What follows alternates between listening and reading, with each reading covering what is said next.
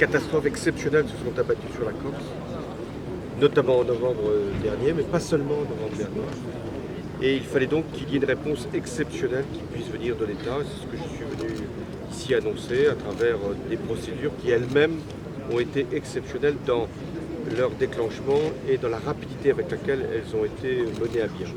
Je sais la détresse des habitants, certains n'ont pas pu retrouver leur maison, les problèmes économiques qui ont été posés à travers des entreprises qui ont dû fermer leurs portes pendant un temps, et puis ces agriculteurs qui ont vu leurs installations mises en pause. Donc j'ai voulu rassembler tous ces moyens et faire ces annonces aujourd'hui à l'occasion de mon déplacement ici en Corse. Et j'ai annoncé des mesures qui viennent s'ajouter à des indemnisations classiques parce que j'ai considéré qu'il y avait nécessité de réparer et de compenser, mais aussi d'anticiper.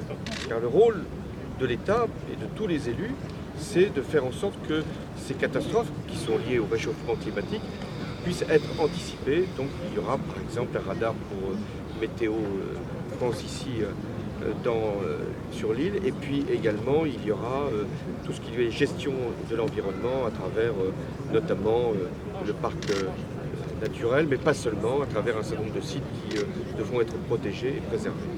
Il y a d'abord une réforme des ordonnances qui vont maintenant permettre la constitution de la collectivité unique, qui sera en place au 1er janvier 2018. Ce processus, il est irréversible. Est-ce que ça veut dire qu'il est terminé? Non, je l'ai moi-même affirmé aujourd'hui devant l'Assemblée de la Corse. J'ai dit qu'il y aurait d'autres étapes et que ces étapes devraient se faire dans les années qui viennent, dans le cadre d'un dialogue apaisé, ouvert, responsable et respectueux. Alors, faut-il qu'il y ait des révisions constitutionnelles? La proposition est faite souvent. Je dis que je n'y étais pas moi-même hostile, mais chaque fois que j'ai voulu faire une révision constitutionnelle, je me suis heurté à l'opposition de la droite, qui n'en a accepté aucune.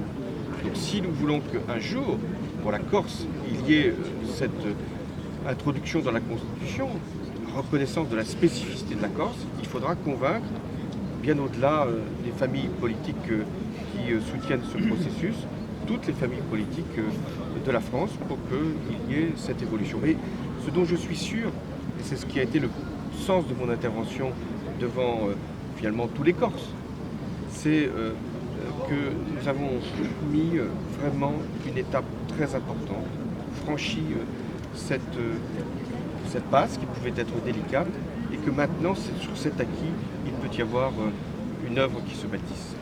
Vous savez, moi j'ai commencé ma vie politique comme député en 1988.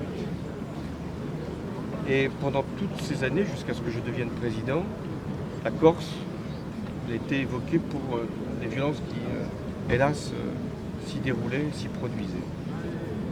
Et depuis 2012, nous avons pu faire retour à l'apaisement, à la confiance et au dialogue. Et nous avons vu la violence chuter, nous avons vu un processus se créer, une réforme institutionnelle importante être votée, bientôt mise en place. Alors oui, je vous le dis comme je le pense, je suis fier de ce qui s'est fait depuis 2012 pour la Corse, par l'État.